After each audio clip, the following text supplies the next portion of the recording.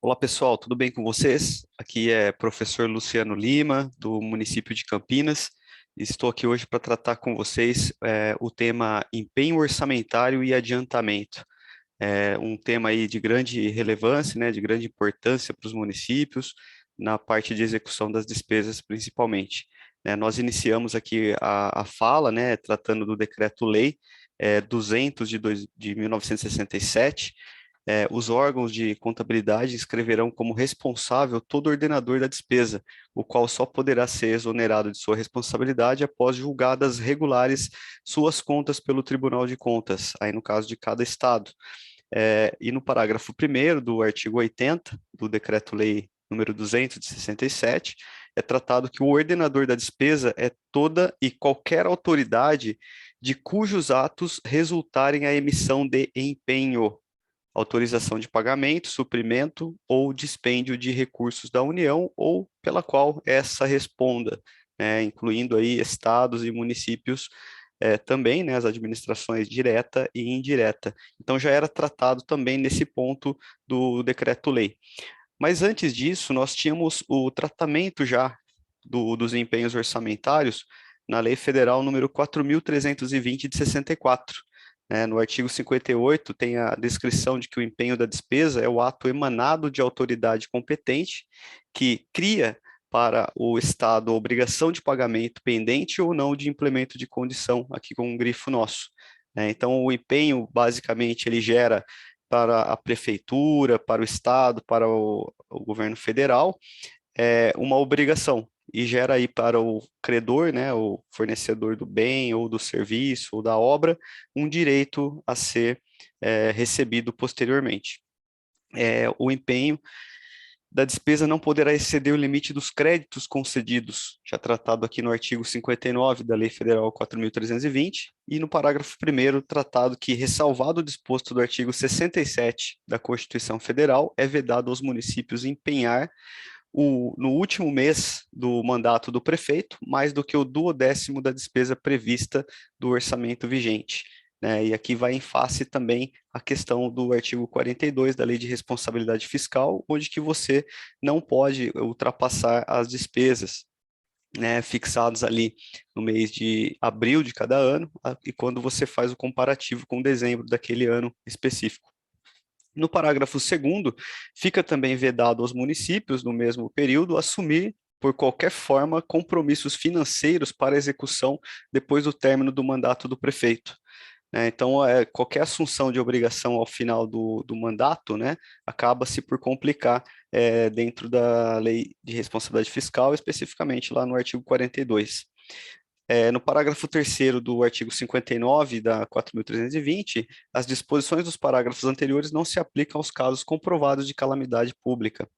E no parágrafo 4º, reputam-se nulos e de nenhum efeito os empenhos e atos praticados em desacordo com o disposto nos parágrafos 1º e 2º deste artigo, sem prejuízo da responsabilidade do prefeito nos termos do artigo 1º, inciso 5º, do Decreto-Lei número 201, de 27 de fevereiro de 1967.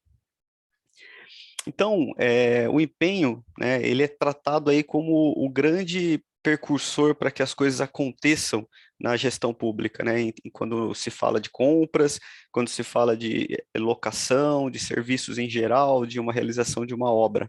E no artigo 60 da Lei Federal número 4.320, é vedada a realização de empenho de despesa sem o prévio empenho. Então, é vedada a realização de despesa sem o prévio empenho, ou seja, se não tiver a nota de empenho, não se pode emitir uma ordem de serviço ou uma autorização de fornecimento. Diferentemente da área privada, onde que se paga antecipado ou paga depois, né, conforme o empresário decide, a área pública ela depende da nota de empenho, porque ela reserva o crédito orçamentário, né, para que as coisas aconteçam na administração, e posteriormente seja liquidado com o documento fiscal e posterior verificação, né, para que seja feito o pagamento. Então, no parágrafo 1º do artigo 60, é tratado que em casos especiais previstos na legislação específica, será dispensada a nota de empenho. E no parágrafo 2º será feito por estimativa o empenho da despesa cujo montante não se possa determinar. Aqui do empenho estimativo, né, é um dos tipos de empenho que existem, é quando você não tem como prever quanto você vai gastar naquela modalidade. Um exemplo disso é consumo, né? O custeio de água, luz, telefone, é, tudo isso acaba por se prever, né? Assim como tarifas bancárias também, você faz uma estimativa com base naquilo que você tem realizado, né? Ou de acordo com o preço de cada um desses itens também no mercado e conforme vem sendo executado pela gestão pública municipal. Pode-se realizar o centro de custos, né? Separar por secretaria, principalmente, para que a gente possa ter o controle de quanto se gasta em cada área, seja ali do custeio, envolvendo o consumo, né, desses itens que eu comentei, ou até mesmo dos investimentos que são realizados pela gestão. Outro tipo de empenho é o ordinário, né? O empenho que você realiza para pagamento uma única vez. Então, apenas uma entrega, é apenas um serviço que vai ser realizado, você faz o empenho ordinário e com isso você faz o pagamento, depois zera essa questão. E o terceiro item, que é o empenho global, né? Que é permitido também de despesas contratuais ou outras sujeitas ao parcelamento. Aquele contrato que você vai pagando mês a mês durante o ano, você consegue fazer um empenho global e ir parcelando, né, e fazendo o pagamento conforme se executa durante o exercício. Quando é uma despesa fixa, exemplo disso, um aluguel, por exemplo, né, você já tem como, além de empenhar, já fazer a sua despesa até o final do ano, já liquidar naquele mês, naquela data específica, né, para não ter que todo mês fazer a liquidação ou até mesmo se perder no meio do caminho, né? Às vezes pelo fato do envio de um documento à contabilidade pelas outras secretarias, falta aí de fazer o pagamento. Então, uma forma de se programar despesas que são contratuais globais é fazendo a sua programação mensal já de desembolso dentro do sistema de empenho, liquidação e pagamento. Artigo 61 da Lei Federal 4.320, ele trata assim: para cada empenho será extraído um documento denominado nota de empenho, que indicará o nome do credor, a representação e a importância da despesa, bem como a dedução desta do saldo da dotação própria. Ou seja, é um documento que vai trazer, né, além da numeração sequencial dentro do sistema da contabilidade, vai trazer o nome do credor, vai trazer o seu endereço, algumas notas de empenho trazendo também o valor previsto da dotação inicial, o valor do empenho que você está realizando, que é essa reserva orçamentária para que seja feita essa despesa, né, e o saldo final daquela dotação orçamentária, assim como o valor da contratação e também o histórico do empenho, onde que deve ser muito objetivo, tratando aí aquilo que realmente está sendo objeto de contratação, aquilo que está no documento, né, de requisição ou até mesmo do edital licitatório, ou até mesmo firmado no contrato da gestão pública. O credor, a representação, né, e a importância da despesa, bem como da dedução também da dotação própria. No artigo 62 da 4.320, o pagamento da despesa só será efetuado quando ordenado após a sua regular liquidação. Ou seja, né, a liquidação da despesa consiste na verificação do direito adquirido pelo credor, tendo por base os títulos e documentos comprobatórios do respectivo crédito. Nessa verificação, tem que se apurar, né? É o que está previsto aqui no artigo 63. A origem e o objeto do que se deve pagar, a importância exata a pagar, a quem se deve pagar a importância para extinguir essa obrigação.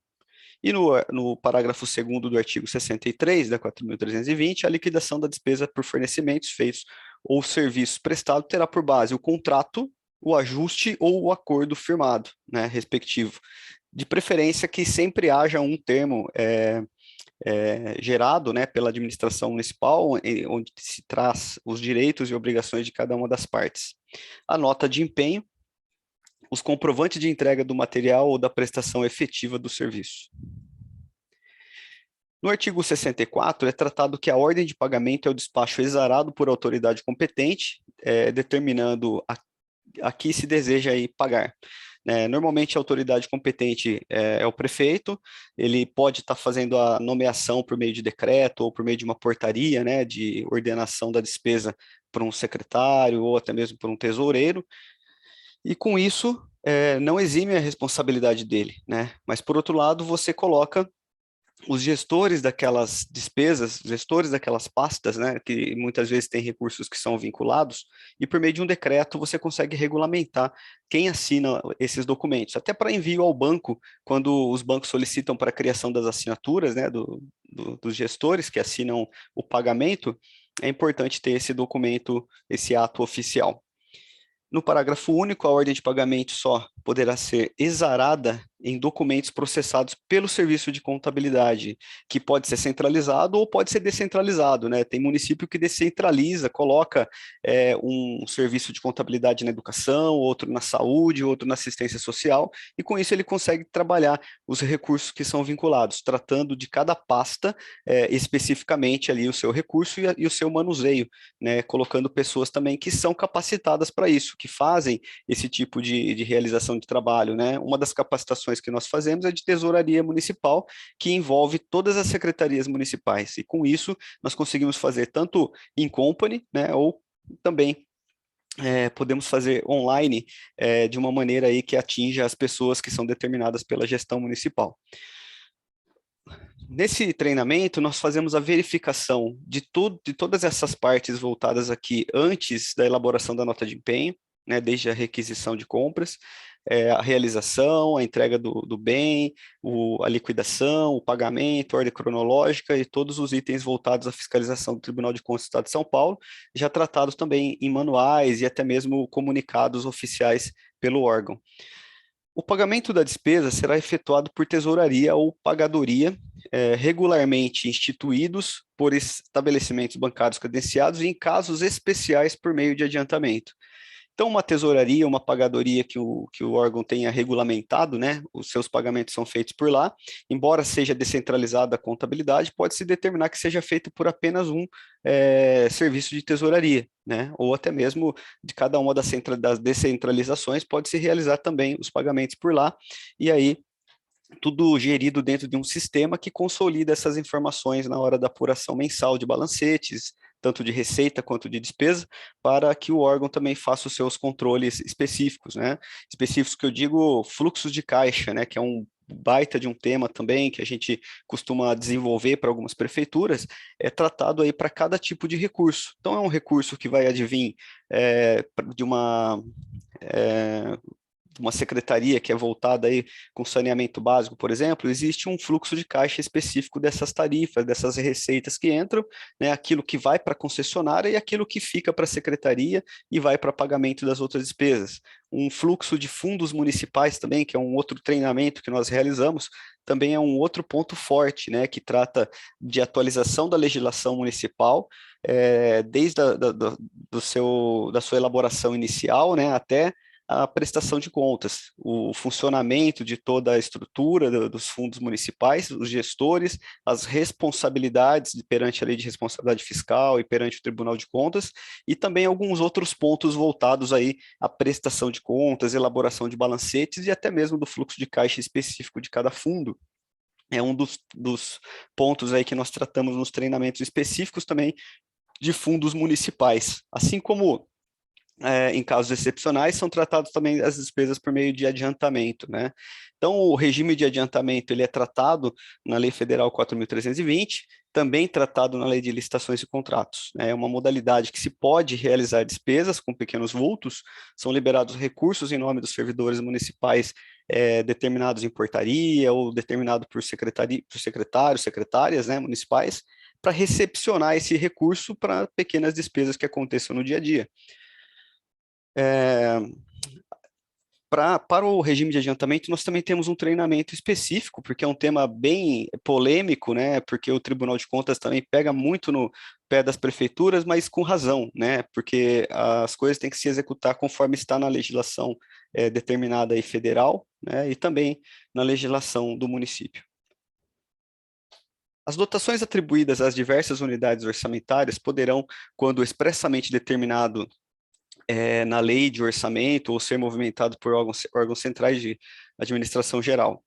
É permitida a redistribuição das parcelas de dotações de pessoal de uma para outra, unidade orçamentária, quando considerada indispensável a movimentação de pessoal dentro das tabelas, ou quadros comuns às unidades interessadas, né, a que se realize a obediência da legislação específica. Então, se eu tenho uma pessoa que foi contratada para uma função específica e ela vai para outra área, eu não posso pagar com aquele mesmo recurso se ele for vinculado, né? A exemplo disso, educação, saúde, né? Profissionais que são concursados na área e prestam serviço muitas vezes em outras secretarias, outras áreas. Se não for regulamentado pelo SESMIT, né, que faz toda a medicina do trabalho no município, de que aquela pessoa foi readaptada, ela se encontra em desvio de função. E esse é um grande problema também das folhas de pagamento em geral, né, a nível Brasil.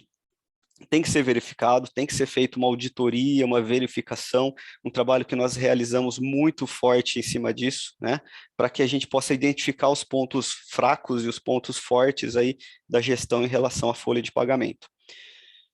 Os pagamentos devidos pela Fazenda Municipal, em virtude de sentença judiciária, far-se-ão na ordem de apresentação dos precatórios e a conta do respectivo crédito, sendo proibida a designação de casos ou de pessoas nas dotações orçamentárias e nos créditos adicionais abertos para esse fim. Então, a dotação orçamentária específica para precatórios e sentenças de pequena monta são recursos que já estão reservados no orçamento, né? O pessoal, normalmente, aí as prefeituras têm elaborado a sua LDO até abril e a sua lei orçamentária até setembro. Alguns municípios são diferentes, né? São de acordo com o estado, que é em agosto, mas quando não se determina na lei orgânica, segue o que o estado segue. E naquele momento, né, agosto, quando nós temos aí já os mapas de precatório que são fechados em julho de cada ano pelos tribunais, tanto o Regional do Trabalho quanto o Tribunal de Justiça, nós temos a possibilidade de lançar esses créditos na nossa lei orçamentária e com isso já prevê o montante que vai ser colocado ali, né? Já prevendo uma inflação, de acordo com o boletim Focus do Banco Central, você consegue fazer um cálculo específico para tratar desse ponto e colocar um recurso que seja suficiente para arcar com essa despesa no próximo exercício. Seja ele regime ordinário, quando você paga tudo dentro daquele exercício, né, de janeiro a dezembro, não tem uma data específica, mas é importante pagar na cronologia do lançamento e das sentenças transitadas em julgado, e no caso dos percentuais também, que são depositados mensalmente para os regimes especiais, conforme determinação de cada prefeitura. O artigo 68 da 4.320 traz que o regime de adiantamento é aplicável aos casos de despesa expressamente definidos em lei e consiste na entrega de numerário a servidor, sempre precedida de empenho na dotação própria, para fim de realizar despesas que não possam subordinar-se ao processo normal de aplicação, que é o que nós comentamos, né? Tem que ter uma lei específica no município que rege sobre o adiantamento. O que a gente tem pesquisado e tem visto é que os municípios não atualizam as suas leis de adiantamento, e nelas tem que ser compostas aí suas atualizações, não só com base naquilo que nós temos da contabilidade nova, né, da nova contabilidade pública que tem surgido nos últimos anos com controle patrimonial, mas nós temos que verificar também as atualizações dos comunicados dos tribunais, o que eles estão apontando nas contas para que a gente possa colocar as medidas corretivas dentro da nossa lei de adiantamento e possamos executar dentro daquilo que for possível ali dentro do município, né, fazer capacitações, cada vez mais a capacitação continuada está sendo foco das administrações municipais. Nós temos visto muitas prefeituras criando as escolas de governo, né, e em parceria com alguns outros colegas da área, nós temos desenvolvido projetos, né, para a criação de uma escola de governo para capacitação dos servidores municipais, que é de grande importância, né, que isso chegue para os gestores, chegue para os secretários, chegue para os diretores, para o prefeito, para o vice-prefeito, para o vereador, porque a escola de governo é de suma importância nessa atualização que acontece constantemente das legislações públicas. E com isso você está capacitando os seus servidores, evitando que se aconteçam erros básicos, né, que a legislação própria já traz e depois é cobrada pelos tribunais de conta, com apontamento aí das contas do município, que acaba dificultando muitas vezes a defesa futura. Mas se a gente trabalhar na prevenção, no planejamento, que é aquilo que a lei de responsabilidade já prega, nós conseguiremos fazer um trabalho bacana naquele exercício e que a conta também, ao final, seja aprovada. O artigo 69 da Lei Federal 4.320, não se fará adiantamento a servidor em alcance nem responsável por dois adiantamentos, né? Então, na lei municipal, você pode já colocar isso também como critério, né, que já está previsto aqui no artigo 69. Então, não se fará a servidor em alcance, ou seja, aquele que deve a prestação de contas, que não fez a prestação de contas, e nem a quem tiver dois adiantamentos em aberto. Enquanto ele não presta conta, você não libera outro, né? Mas para isso também tem que ter na legislação municipal, você pode colocar critérios para penalidades até, né? Cobrança de multa, inscrição em dívida ativa, retenção em folha de pagamento daquelas prestações que forem rejeitadas ou não prestadas pelos responsáveis de cada adiantamento. O artigo 70 trata que a aquisição de materiais, o fornecimento e a adjudicação de obras e serviços serão regulados por lei, respeitando também o princípio da concorrência. Então, hoje o tema foi tratado aqui em empenho orçamentário e regime de adiantamento, né, no Decreto-Lei 200 de 1967 e também na Lei Federal 4.320 de 64, com suas atualizações. Deixo aqui meus contatos, e-mail llimafinanças@gmail.com, no Instagram siga @professor.luciano_lima, no Facebook Professor Luciano Lima e no YouTube também nós vamos estar trazendo vários outros temas de interesse da gestão pública. Espero que vocês tenham gostado e que nós possamos desenvolver ainda mais com o seu comentário aqui na nossa rede social. Muito obrigado e um grande abraço.